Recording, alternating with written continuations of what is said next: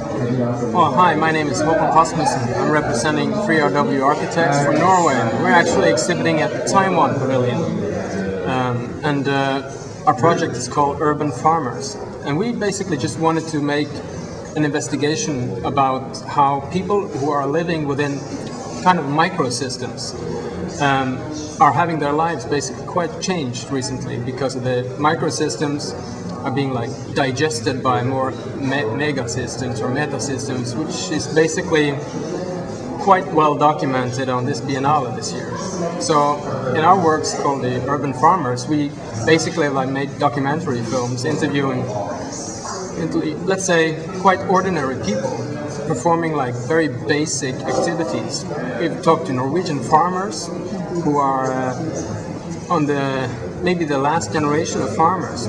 They took over their father's farms, and they tell us for sure their children will not take over their farm. So maybe we are looking at the last generation of people living off the landscape. So at the same time, we try to put these kind of interviews next to Taiwanese farmers, or maybe more like urban farmers in Taiwan, who are basically harvesting like resources of the city. So all of a sudden, like the big cities in Asia are becoming more like a landscape. And what's interesting is that the same problems that the Norwegian farmers are having with their landscapes is now occurring also in the city landscape of the Asian cities. So maybe there's like a possibility to learn something from one to the other.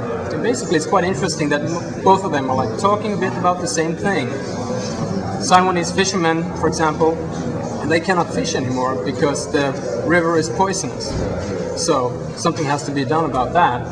And basically when you can't fish anymore, your whole structure of settlement around the river, the whole social structure and everything, in a way, is threatened to fall apart. So this kind of ecological problem becomes much more of a social problem. And basically, like in Norway, we have a lot of technology for this. And at the same time, when we apply it on the landscape, it's basically used most of the time for aesthetic reasons, like cleaning up the landscape to make more tourists come there. In Taiwan, it's pretty much more serious, the whole discussion. Yeah.